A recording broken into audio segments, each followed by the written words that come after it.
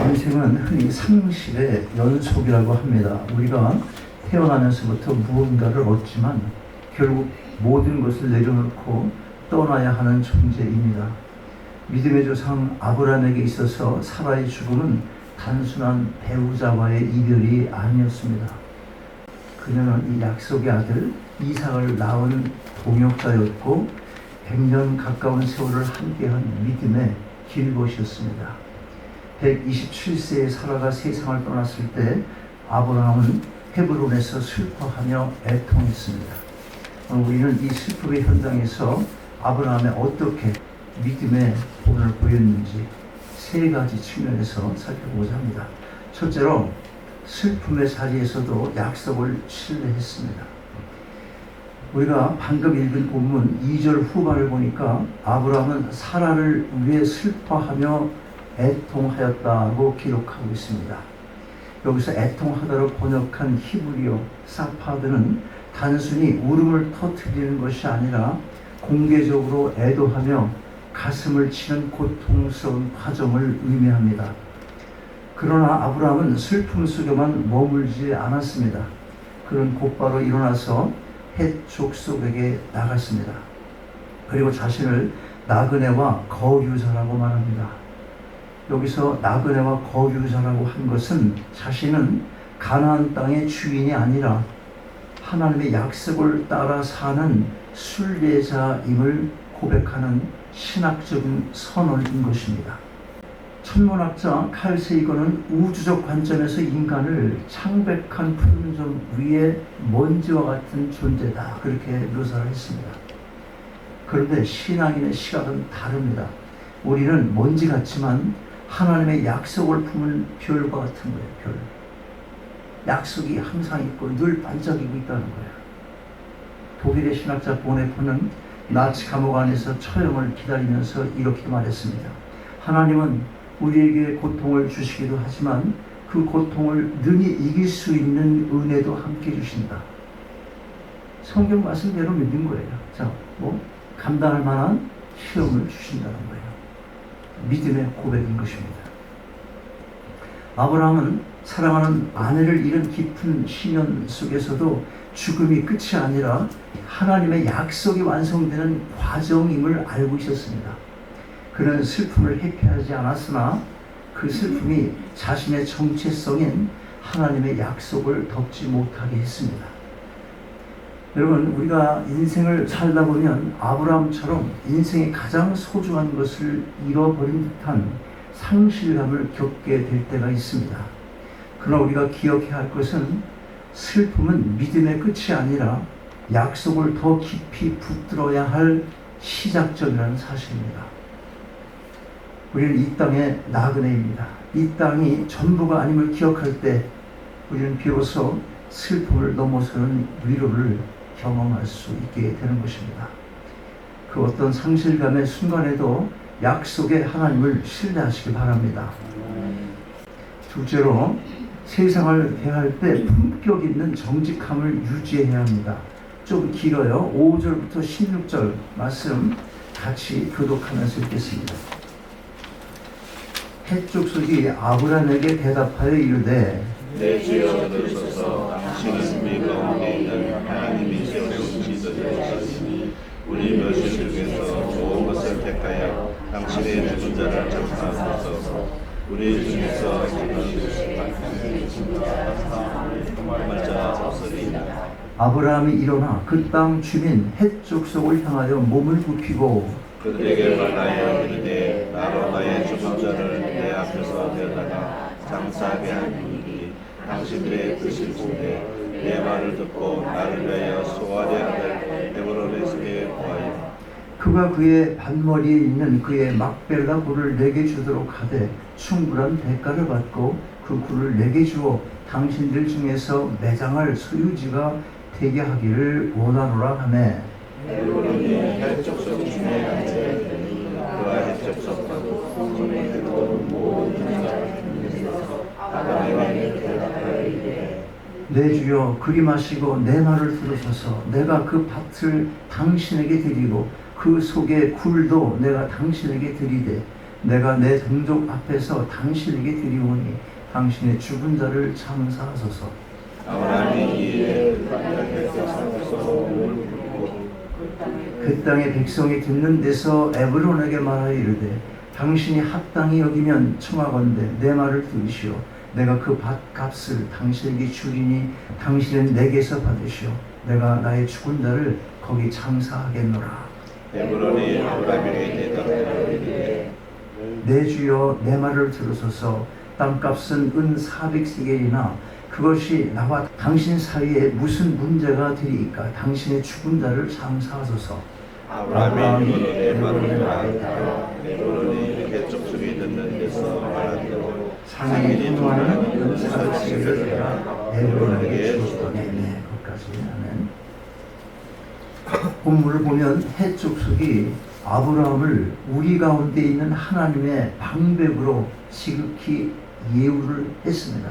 그리고 막벨라를 그냥 가져가라고 합니다. 그러나 아브라함은 결코 공짜를 바라지 않았습니다. 그는 허리를 굽혀 절하면서 에브론에게 정당한 값을 치르고 매입을 하겠다고 강조를 합니다. 400세겔은 당시 은의 무게로 환산하면 엄청난 거금입니다. 이는 세상의 호의에 의존하지 않고 하나님의 백성으로서 떳떳하고 정직한 거래를 통해 자신의 권리를 확보하려는 아브라함의 성숙함을 보여주고 있습니다. 아브라함은 세상의 시스템을 무시하지 않았습니다. 그는 하나님의 약속을 믿었지만 그 약속을 실현하는 과정에서는 매우 현실적이고 치밀했습니다. 많은 그리스도인들이 믿음만 있으면 된다는 생각으로 세상 속에서 나태하거나 불성실한 모습을 보일 때가 적지 않습니다.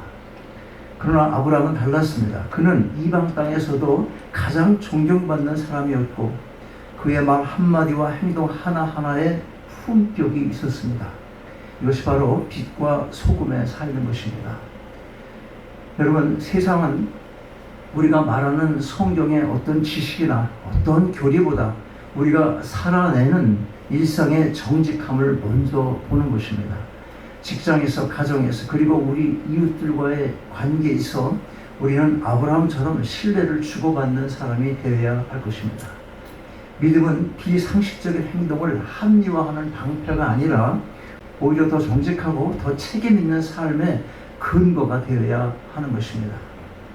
세상 속에서 그리스도인의 향기를 날리는 성숙하고 당당한 태도를 가지시기 바랍니다. 아멘. 자, 셋째로 영원한 안식처를 향한 확신을 오늘 증명해야 합니다. 자, 17절부터 20절까지 말씀.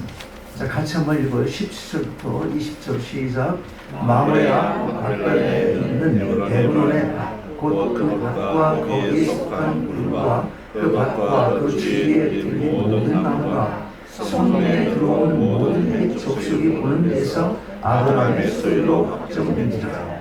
그 후에 아브라함이 그 안에 사라를 가나안 땅 마므레아 막벨라 밭 굴에 장사했더라. 마므레는 곧 헤브론이라. 이와 같이 그 밭과 거기에 속한 굴이 해족속으로부터 아브라함이 매장한 소유로 확정되더라. 결국 막벨라 굴은 아브라함의 소유가 됩니다. 이 사건의 핵심은 아브라함이 자신의 죽음 이후를 지금의 이 땅에서 확정했다는 점입니다. 그는 가나안 땅에 비록 한 뼘의 땅밖에 소유하지 못했지만 그곳에 사라를 장사 지냄으로써 내 후손은 이 땅에서 영원히 살 것이며 하나님이 주신 기업은 반드시 성취될 것이라는 신앙의 이정표를 세운 것입니다. 실제로 성경은 이후에 이삭과 리브가 야곱과 레아도 이 막벨라 굴에 묻혔다고 기록하고 있습니다. 이곳은 단순한 무덤이 아니라 하나님의 약속을 믿고 죽은 자들의 증거물이 되었다는 것입니다. 아브라함은 죽음을 단순히 생명의 종료로 보지 않고 하나님의 약속 안으로 깊숙이 들어가는 과정으로 이해를 했던 것입니다. 그는 자신의 시신이 누울 자리를 마련함으로써 후손들에게 너희는 약속의 땅을 떠나지 말라는 유언적 신앙을 남긴 것입니다. 여러분, 오늘날 우리는 어디를 향해 우리의 재물과 시간을 투자하고 있습니까? 이 땅에 소망을 준 자는 이 땅의 모든 것을 쌓으려 하지만 영혼을 믿는 자는 영원한 가치를 위해서 오늘을 사용합니다. 아브라함이 막벨라 굴을 산 사건은 단순히 장례 절차를 마무리하기 위한 행정적인 일이 아니었습니다. 이것은 믿음의 행동이었던 것입니다. 하나님께서 이미 오래전 아브라함에게 말씀하셨어요. 내가 이 땅을 네 자손에게 주리라. 이 말씀을 믿은 겁니다. 네 자손에게 주리라. 그 땅을 산 거예요. 그래서 이 땅에서 미래를 확정시키는 믿음을 소유했다는 것입니다. 믿음을 소유만 하면 뭐하나? 믿음이 행동으로, 행함으로 나타나야 되는 거예요. 그것이 산믿음이지. 그런데 현실은 어땠어요? 아브라함이 그러기까지 현실이 어땠습니까? 아브라함은 약속의 땅에서 평생 장막을 치며 살았고 자신의 이름으로 된 땅 한 평도 없었습니다. 그런데 역설적으로 그의 첫 번째 부동산 계약은 살아있는 사람을 위한 집이 아니라 죽은 자를 위한 무덤이었던 것입니다. 누구? 사람 무덤, 사람. 세상의 눈으로 보면 이해하기 어려운 일입니다. 그러나 아브라함은 하나님께서 반드시 약속을 이루실 것을 믿었기에 죽음 이후의 자리까지 준비를 할 수 있었던 것입니다. 히브리서 기자는 이렇게 증언합니다. 이 사람들은 다 믿음을 따라 죽었으며 약속을 받지 못하였으되 그것을 멀리서 보고 환영하며, 또 이어서 말합니다. 그들이 이제는 더 나은 본향을 사모하니. 어디 본향? 하늘나라. 우리의 본향이 여기 아니라니까. 하늘나라라니까. 그런데 그 믿음을 내가 갖고 이 땅에서 실행하는 삶을 살아야 한다. 그것입니다. 곧 하늘에 있는 것이라 이렇게 얘기하잖아요. 그들이 이제는 더 나은 본향을 사모하니 곧 하늘에 있는 것이라. 아브라함은 가나안 땅만 바라본 사람이 아니었습니다. 그는 하늘 본향을 바라본 사람이었습니다. 그는 영혼을 준비하며 오늘을 살았습니다. 오늘날 사람들은 죽음을 이야기하는 것을 불편해합니다. 그러나 성경은 죽음을 외면하지 않습니다. 오히려 죽음을 통해 어디를 향해 살아가고 있는지를 계속해서 묻고 있습니다. 우리는 모두 언젠가 하나님 앞에 서게 될 것입니다. 문제는 얼마나 오래 살았느냐가 아니라 누구를 믿으며 살았느냐입니다. 누구를 믿으며 살았느냐. 무엇을 소유했는가가 아니라 어디를 소망하며 살았느냐입니다. 사도 바울 말합니다. 우리의 시민권은 하늘에 있는지라. 우리는 이 땅의 시민이기 전에 하나님 나라의 백성입니다. 그러므로 우리의 가치관도 달라야 하는 것입니다. 세상 사람들은 없어질 것을 위해 모든 것을 쏟아붓지만 믿음의 사람은 영원한 것을 위해 오늘을 사용합니다. 여러분, 영혼을 준비하는 삶은 특별한 곳에서 시작되지 않습니다. 오늘의 작은 순종에서 시작되는 것입니다. 가정에서의 신실함, 직장에서의 정직함, 교회에서의 섬김, 이웃을 향한 사랑, 복음을 전하는 열심, 다음 세대를 위한 기도, 이 모든 것이 영혼을 준비하는 이 땅의 삶의 모습인 것입니다. 여러분, 언젠가 우리는 이 세상을 떠나게 될 것입니다. 그러나 믿음 안에 있는 성도의 죽음은 끝이 아닙니다. 왜 그렇습니까? 예수 그리스도께서 죽음을 이기셨기 때문에 그런 것입니다. 주님께서 말씀하세요. 나는 부활이요 생명이니 나를 믿는 자는 죽어도 살겠고. 아브라함은 약속을 바라보며 죽음을 준비했습니다. 그러나 우리는 그보다 더 큰 은혜를 받았습니다. 우리는 이미 십자가와 부활을 통해 이루어진 구원의 약속을 붙들고 삽니다. 그러므로 성도의 소망은 막연한 기대가 아니라 부활하신 예수 그리스도 위에 세워진 확실한 소망인 것입니다. 자, 말씀을 맺겠습니다. 여러분, 사라가 죽었습니다. 아브라함도 죽었습니다. 이삭도 야곱도 죽었습니다. 그러나 하나님의 약속은 죽지 않았습니다. 사람은 지나가지만 하나님의 말씀은 영원합니다. 환경은 변하지만 하나님의 신실하심은 변하지 않습니다. 그러므로 우리도 믿음 안에서 아브라함처럼 살아가야 합니다.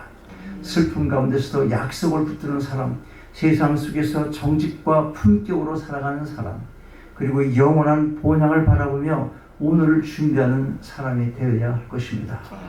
오늘 우리가 흘리는 눈물도, 오늘 우리가 감당하는 수고도, 오늘 우리가 드리는 예배도 결코 헛되지 않은 것은 우리에게는 하나님께서 예비하신 더 나은 본향, 영원한 하나님 나라가 있기 때문에 그런 것입니다.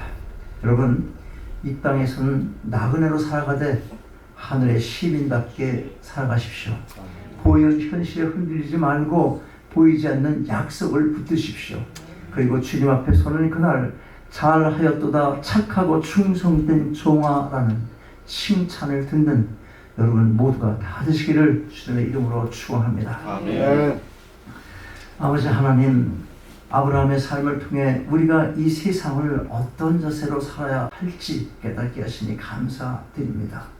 때로는 삶의 상실감이 우리를 흔들 때도 있지만 그 슬픔의 골짜기에서도 신실하신 주님의 약속을 바라보게 하옵소서. 세상 속에서 비굴하지 않고 정직함과 품격으로 하나님의 살아계심을 증거하게 하옵소서. 무엇보다 이 땅에서의 우리의 신분이 영원한 본향을 향해 나아가는 나그네임을 잊지 않게 하시고 매일의 삶 속에서 천국 소망을 준비하며 살아가는 저희 모두가 다 되게 하옵소서.